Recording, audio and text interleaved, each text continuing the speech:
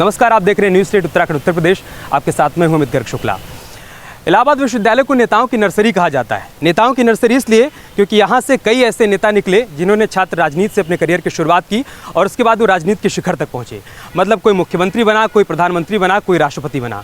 तो आज के इस कार्यक्रम में हम यही जानने और समझने की कोशिश करेंगे कि कैसे इलाहाबाद विश्वविद्यालय में खाद पानी देकर बीज को पौधा और पौधे को पेड़ बनाया जाता है। मतलब छात्र को छात्र नेता और छात्र नेता को राजनेता बनाया जाता है। और सबसे ख़ास बात यह है कि ये सब समझने और समझाने की कोशिश के दौरान हमारे साथ कुछ प्रोफेसर, कुछ छात्र नेता और कुछ छात्र जुड़ेंगे, सभी से बातचीत करेंगे। लेकिन सबसे पहले आपको एक रिपोर्ट दिखाते हैं, जिस रिपोर्ट के ज़रिए आप देख पाएंगे कि इलाहाबाद विश्वविद्यालय को नेताओं की नर्सरी क्यों कहा जाता है।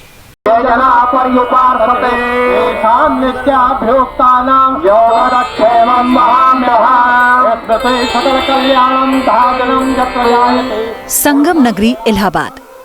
साहित्य और सियासत में इस नगर ने अपना एक खास मुकाम बनाया है। इसी मिट्टी की मेधा ने देश ही क्या पूरी दुनिया में अपनी शोहरत का डंका बजवाया है। पूरब का ऑक्सफोर्ड कहा जाने वाला इलाहाबाद समय समय पर बड़े बदलावों को देखता आया है। लेकिन इन बदलावों के बीच इलाहाबाद ने ना तो अपनी परिपाटी ही बदली और ना ही अपनी संस्कृति। हाँ, अगर कुछ बदला है तो यहाँ की सियासी फिजाओं का रंग। और आज हम इलाहाबाद के उसी डीएनए को जानेंगे जिसकी वजह से इस शहर ने सियासत में एक अलग मुकाम हासिल किया है। सबसे ज्यादा विधानसभा सीटों वाले इलाहाबाद में विश्वविद्यालय राजनीति की धुरी के रूप में देखा जाता है। यहाँ से निकले कद्दावर नेताओं ने कभी देश की अगुवाई की है तो कभी राज्यों की। एक नजर डालते हैं उन चर्चित नामों पर जिनकी वजह से इलाहाबाद को नेताओं की नर्सरी कहा जाता है। डॉक्टर राजेंद्र प्रसाद, डॉक्टर शंकर दयाल शर्मा, चंद्रशेखर सिंह, विश्वनाथ प्रताप सिंह, गुलजारी लाल नंदा, नारायण दत्त तिवारी, हेमवती नंदन बहुगुणा, गोविंद बल्लभ पंत, अर्जुन सिंह, मुरली मनोहर जोशी, मदन लाल खुराना, भुवन चंद्र खंडूरी, विजय बहुगुणा, मुख्तार अब्बास नकवी, सूर्य बहादुर थापा, उदित राज।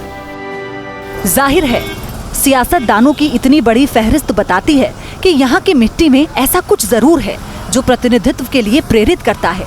चुनावी मौसम में हमारी पड़ताल उसी डीएनए को लेकर है जिसके बूते इलाहाबाद लंबे वक्त तक सत्ता का केंद्र बना रहा। तो रिपोर्ट देखकर आप समझ गए होंगे कि हम इलाहाबाद विश्वविद्यालय को नेताओं की नर्सरी क्यों कह रहे हैं। यहाँ से तमाम बड़े बड़े दिग्गज निकले जिन्होंने राजनीति में इतिहास रचा और उन्हीं दिग्गजों के नक्श कदम पर चलते हुए तमाम छात्र नेता इस वक्त सक्रिय राजनीति में आगे बढ़ रहे हैं। इस वक्त हमारे साथ तमाम छात्र मौजूद हैं, छात्र नेता मौजूद हैं, सभी से बातचीत करेंगे और उसी डीएनए को समझने की कोशिश करेंगे। सबसे पहले शुरुआत करते हैं समाजवादी पार्टी से। हमारे साथ अमित किरण जी जुड़े हुए हैं, उनसे बातचीत करते हैं। अमित किरण जी, इलाहाबाद विश्वविद्यालय के डीएनए में कुछ तो खास था कि यहाँ से इतने बड़े बड़े पुरोधा निकले जिन्होंने राजनीति के शिखर तक का सफर तय किया। क्या खास था, क्या आप समझ पाए, क्या अवलोकन किया अब तक? यहाँ पे छात्रों में जो हम लोग जब पढ़ते थे तो कोई भी ऐसा नहीं था कि जात पात की राजनीति करता था। सारे जो भी हम लोग के मित्र यार हैं वो सिर्फ आदमी देख के आदमी दोस्ती करता था, इंसान से इंसान दोस्ती करता था। पहले ये नहीं था कि मैं ठाकुर हूँ, ये पंडित हैं, ये वो हैं, शेड्यूल कास्ट हैं। तो इस तरह की राजनीति थी कि आदमी जो छात्र आगे बढ़ रहा है, जब मैंने देख लिया इनके में लीडरशिप की क्वालिटी है तो हम उसी के पीछे चल देते थे। हम लोग के आगे अनुग्रह नारायण सिंह जी हम लोग के पिताजी के साथ के थे। उन लोग में ये क्वालिटी थी कि किसी की भी सेवा दिन हो रात हो, जिस साधन से आए उस साधन से वो चल दिए। नहीं है साधन तो बिना साधन के चल दिए।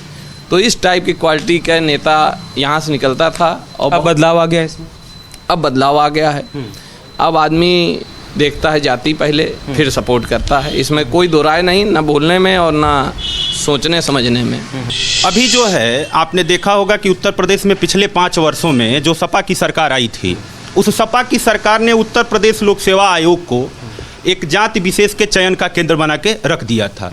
लेकिन वो इलाहाबाद विश्वविद्यालय से निकले हुए छात्र ही थे, जो प्रतियोगी छात्र थे, जो इलाहाबाद विश्वविद्यालय में हमारे जैसे छात्र पढ़ने वाले थे, जो 5 वर्षों तक लगातार आयोग के संवैधानिक पद के माननीय अध्यक्ष के खिलाफ सड़कों पर लड़ते रहे, लाठियां खाते रहे। इसी प्रदेश सरकार ने 48 बार लाठियां चार्ज की थी। इसी कैंपस में इलाहाबाद की जिन में है नेता बनना, आईएएस बनना, कहा जाता है कि जैसे जमीन पर दूब पैदा होती थी वैसे इलाहाबाद में प्रधानमंत्री और आईएएस पैदा होते थे। मैं इस वक्त इलाहाबाद विश्वविद्यालय के हॉलैंड हॉल हॉस्टल में खड़ा हूँ। 117 साल पुराना इसका इतिहास रहा है। यहाँ पर जो छात्र रहते हैं राजनीति को लेकर उनका क्या कुछ मानना है, उनका क्या कुछ सोचना है, इस बार के इलेक्शन में वो क्या कुछ अपने दिमाग में रखकर वोट करने के लिए जा रहे हैं, वही सब जानने के लिए चलिए कुछ छात्रों के बीच में चलते हैं। इस वक्त मैं कमरा नंबर 42 के बाहर खड़ा हूँ। कहते हैं कि भुवन चंद्र खंडूड़ी जी का कमरा रहा है, जो कि उत्तराखंड के मुख्यमंत्री भी रहे हैं। कुछ छात्र अंदर मौजूद हैं, उनसे बात करते हैं। कैसे हैं भाई आप लोग? बढ़िया। दरअसल हम इलाहाबाद विश्वविद्यालय के डीएनए पर बात कर रहे हैं कि इलाहाबाद विश्वविद्यालय के डीएनए में कुछ तो खास रहा है, जो यहाँ से मुख्यमंत्री भी निकले, प्रधानमंत्री भी निकले, राष्ट्रपति भी निकले। यहाँ की मिट्टी में, यहाँ की हवाओं में कुछ तो खास बात रही है, जो इतने बड़े बड़े नेता निकले। लेकिन वक्त के साथ बदलता चला गया, सब कुछ बदलता गया, उस तरीके से चेहरे नहीं निकल पाए। क्या वजह देख पा रहे हैं, क्या वजह रही कि जो बदलाव आया? इसका मैं सबसे बड़ा कारण मानता हूँ जो छात्रावास हैं, इसमें धीरे धीरे सांस्कृतिक मूल्यों का पतन होता जा रहा है। पहले ये होता था कि इंट्रो होता था, सब लोग कुछ लोग रहेंगे कि नाम पे कुछ खामियां भी थी, लेकिन इंट्रो बहुत सही था। इंट्रो में आपका बहुमुखी विकास होता था। लेकिन आज ये यूनिवर्सिटी ने ऐसा नियम बता देगा, आप किसी के इंट्रो लेते हैं तो शिकायत करता है आपके ऊपर रेटिंग रैंकिंग लग जाती है। ऐसा है कि जो विश्वविद्यालय में क्या एक तो पठन पाठन का जो कार्यक्रम है वो धीरे धीरे बहुत ढीला होता जा रहा है। शिक्षक जो हैं क्लास में पढ़ाने से ज़्यादा वो कोचिंग में रुचि ले रहे हैं। अच्छा, घर से बच्चों को प्रेशर आ गया है, चूँकि अब क्या है कि लड़के पहले आते थे, वो यहाँ पे तैयारी करते थे, कुछ दिन रुकते थे, लेकिन घर से प्रेशर है कि आप बीए करते, एमए करते, या बीएससी करते, एमएससी करते, आप तुरंत जैसे कि कोई भी जॉब ले लीजिए। तो इसलिए अब वो चीज़ें नहीं आ पानी। अब जॉब करते समय फिर इसके बाद शादी होती है, फिर तमाम लड़का जो है बहुत आगे नहीं सोच पाता है, व्यस्त हो जाता है अपनी लाइफ में, और तो उसको थोड़ा सा स्टेबल रहना पड़ेगा। और ये सब चीज़ें यूनिवर्सिटी के पाठ्यक्रम या उनके प्रोफेसर या आपका माहौल चाहे हॉस्टल का जो ये सब डिसाइड करता है, आपके सीनियर्स डिसाइड करते हैं।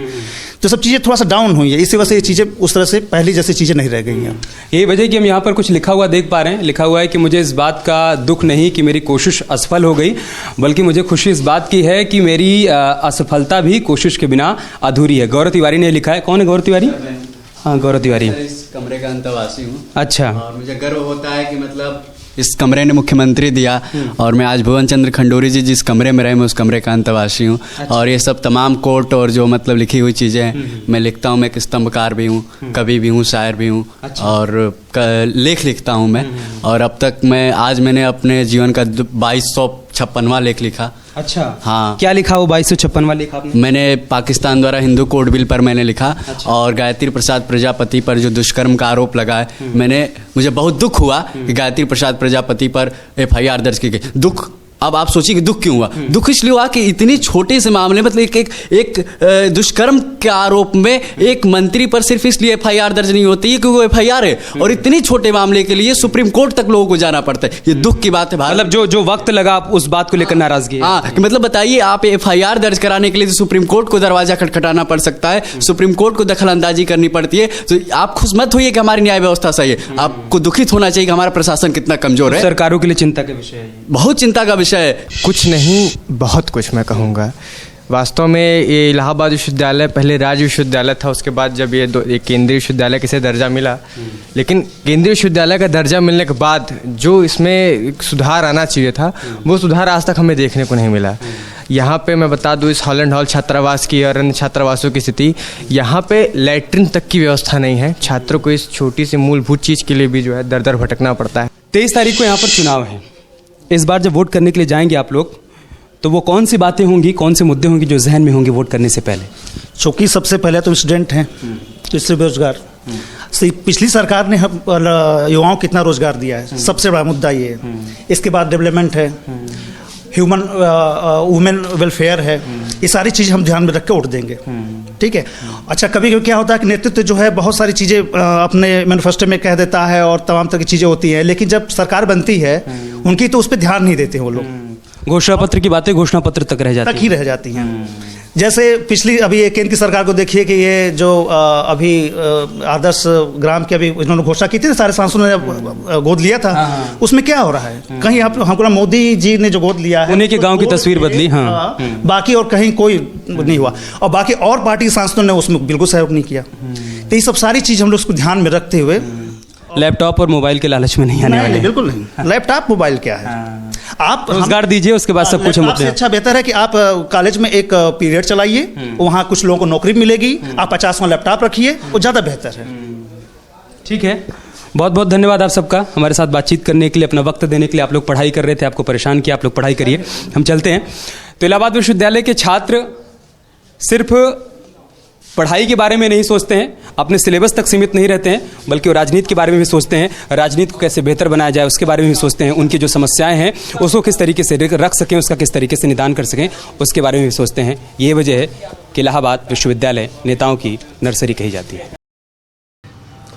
ये जो शिलापट्ट आप देख रहे हैं 20 अगस्त 1980 को लगाया गया था। ये चाय की एक दुकान है, उस वक्त यहाँ पर अध्यक्ष थे अनुग्रह नारायण, उन्होंने ये दुकान यहाँ पर बनवाई थी और तमाम छात्र यहाँ पर आते हैं, चाय पीते हैं और चाय पर चर्चा भी करते हैं। उसी चर्चा के दौरान ये भी तय होता है कि इस बार क्या चुनावी माहौल है, किसको वोट करना है और कौन सा जनप्रतिनिधि उनके लिए बेहतर होगा। लेकिन सबसे अहम आपके लिए जानना है कि उन छात्रों को चाय पिलाता कौन है। उन छात्रों को जो चाय पिलाती हैं उन्हें फिलहाल सारे छात्र चाची कहते हैं, लेकिन उनका नाम क्या है उन्हीं से जान लेते हैं। आपका नाम? मेरा नाम उषा गुप्ता।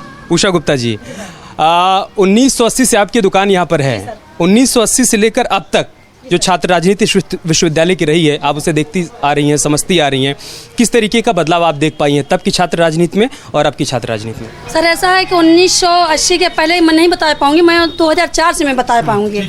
सर मैं 2004 में संजय तिवारी भैया दादा अध्यक्ष थे, उस माहौल से हम बता रही हूँ। पहले दादा जो छात्र अध्यक्ष जो उपाध्यक्ष रहते तो पहले जब 1980 के थे तो वो वाली बात दूसरी है। सर जो अब इस प्रकार 2004 में जो अध्यक्ष हुए हैं, हमारे लिए सर कुछ नहीं कोई किया, मेरे लिए कोई एक कुर्सी तक नहीं लगा सर। और जो अनुग्रह दादा है 1980 में मेरी दुकान बनवाए हैं। आपके नेता इस बार भी लड़ रहे हैं? हाँ इस बार वो आपकी विधायक होके रहेंगे। आपकी विधायक होके रहेंगे।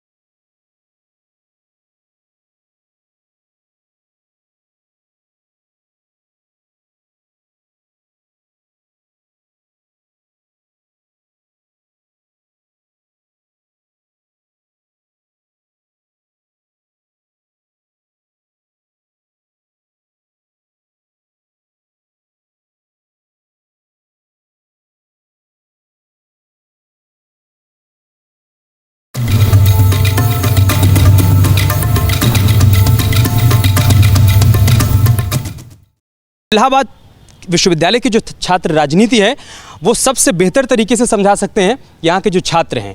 तब से और अब की छात्र राजनीति में क्या कुछ बदलाव आया है वो इन्हीं से जानते हैं और इन्हीं से समझते हैं, इन्हीं से बातचीत करते हैं। और मौजूदा जो राजनीति है उसके बारे में इनका क्या सोचना है वो भी इन्हीं से समझते हैं। सर ज़्यादातर तो हम ये बता सकते हैं आपको अब इस यूनिवर्सिटी से कि जैसा कि अभी प्रिपरेशन चल रही है हम लोगों की, तो उसमें कुछ खास नहीं कहा जा सकता है नेताओं के बारे में, क्योंकि इस समय पहले हुआ करती थी, अब नहीं हो सकती है राजनीति, क्योंकि अब तो ज़्यादातर लोग वो अपनी छात्र राजनीति तो अब भी होती है, छात्र संघ चुनाव अब भी होता है। हाँ सर होता है, लेकिन अब ज़्यादातर लोग इस पे ध्यान देते हैं, पढ़ाई पे ध्यान देते हैं, पढ़ाई लिखाई पर ध्यान देते हैं। हाँ अच्छा, इस बार जो विधानसभा चुनाव हो रहा है, इस बार के विधानसभा चुनाव में तमाम वादे किए जा रहे हैं राजनीतिक दलों की तरफ से। कोई कह रहा है कि वो आपको लैपटॉप दे देगा, कोई कह रहा है स्मार्टफोन दे देगा, कोई कह रहा है बेरोजगारी भत्ता दे देगा।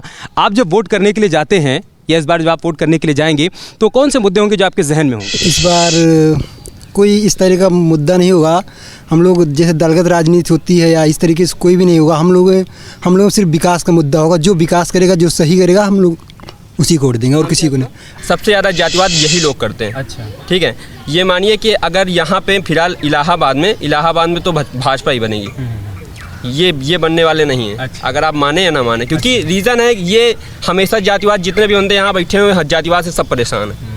कॉलेज में सभी लोग जातिवाद से परेशान हैं। सब अपने विवेक से वोट देंगे। अच्छा। क्योंकि ये जो नोटबंदी का जो हुआ था, लोग कहे कि बहुत बेकार है, कुछ लोग कहे बहुत सही है, लेकिन ऐसा नहीं है। ये नोटबंदी से बहुत इम्प्रूवमेंट आए हैं। अच्छा। हमारे यहाँ जैसे कि नोट बंद हो गए, जैसे नकली नोट यहाँ से पूरे बाहर से आते थे यहाँ पे और ओपन होता था पूरा यहाँ पे, तो ऐसा नहीं है आपकी। बताइए, लोग कहते हैं कि नोटबंदी को लोग समझ ही नहीं पा रहे हैं। ये छात्र हैं यहाँ पर अपनी पढ़ाई भी कर रहे हैं और नोटबंदी पर चर्चा भी कर रहे हैं। वो कह रहे हैं कि नोटबंदी जो हुई है उससे जो बाहर से नकली नोट आ रहे थे वो बंद हो गया। तो बहुत कम मत आके आप इन छात्रों को सिर्फ पढ़ाई नहीं करते हैं, जो किताबें खुली हैं सिर्फ वही नहीं पढ़ते हैं, ये राजनीति में भी यकीन रखते हैं, उसमें भी दिलचस्पी रखते हैं और उस पर भी चर्चा करते हैं।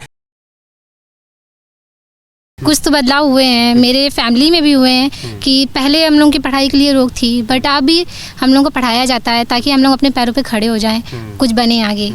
तो ये परिवर्तन बने और कुछ बनाए भी जो आप बना रही हैं। जी चलिए, बहुत बढ़िया। आपका नाम दोस्त? मेरा नाम राजा धीराज सिंह है। अच्छा। इलाहाबाद AU का विजुअल आर्ट का स्टूडेंट्स हूँ। अच्छा अच्छा। और हम लोग सब फाइन आर्ट के बारे में ज़्यादा कुछ तो नहीं, लेकिन हम जो कह रहे हैं कि जैसे महिलाओं के ऊपर है आरोप, दोनों का कर्तव्य है कि मतलब गवर्नमेंट का भी और हम लोगों जैसे नवयुवक को भी ध्यान रखना चाहिए कि हम जो माताएं एवं बहनें होती हैं ना, तो हमारे सब एक ही रिलेटिव के एक ही फैमिली के मेम्बर होते हैं।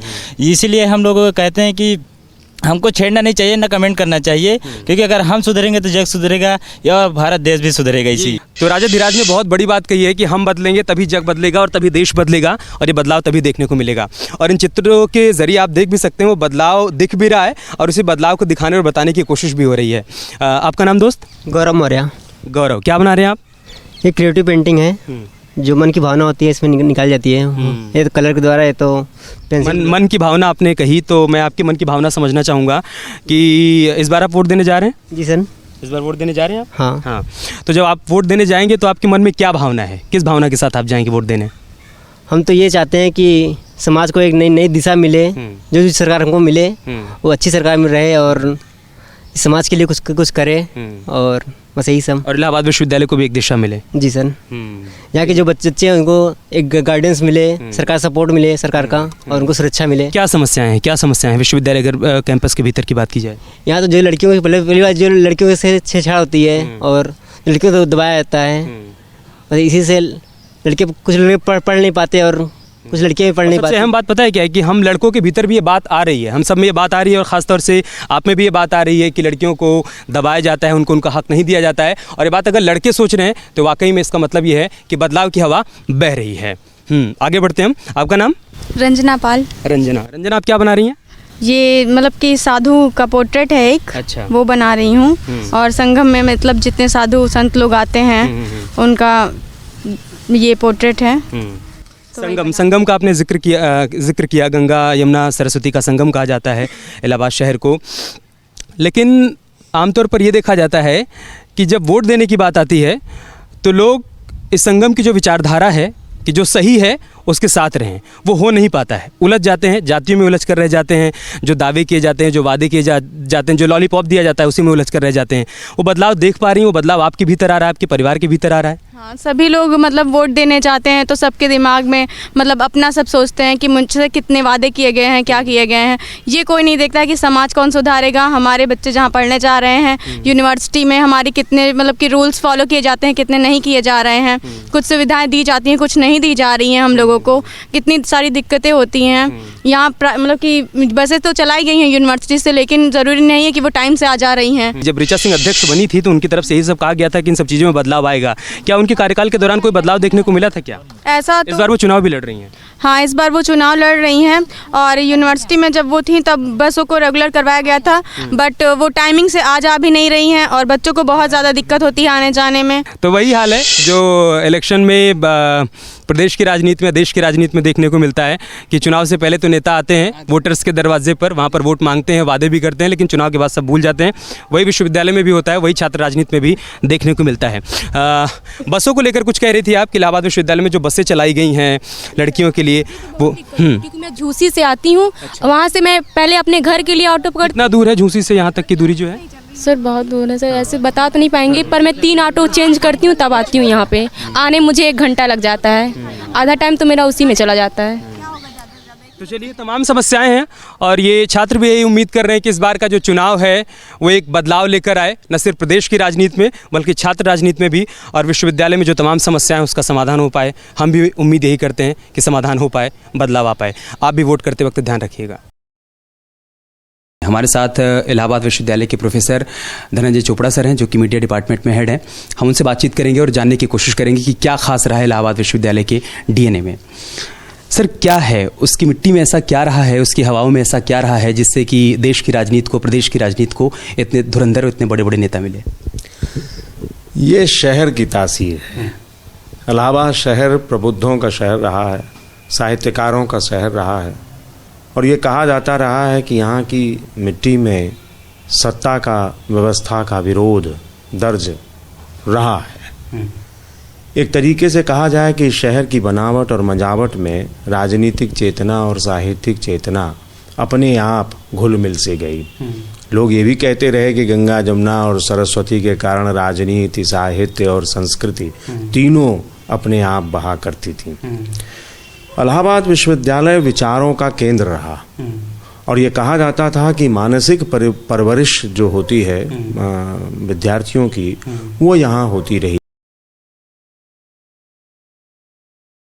विश्वविद्यालय की जो घड़ी है कई सालों से बीमार पड़ी है।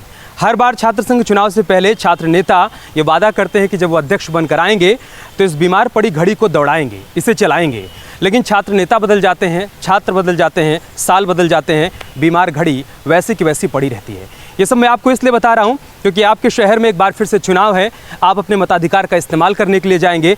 ऐसे में आपके लिए उस प्रत्याशी की पहचान कर लेना बहुत ज़रूरी है जो आपकी बीमार पड़ी हुई घड़ी को चला दे, उसे दौड़ा दे। क्योंकि इसी विश्वविद्यालय से पढ़े हुए हरवंश राय बच्चन साहब ने कहा है कि पूर्व चलने से बटोही बाट की पहचान कर ले। तो जिस प्रत्याशी को आपको वोट देना है उसकी पहचान आपके लिए बहुत ज़रूरी है। पहचान कर लेंगे तो 5 साल तक रोना नहीं पड़ेगा। नमस्कार।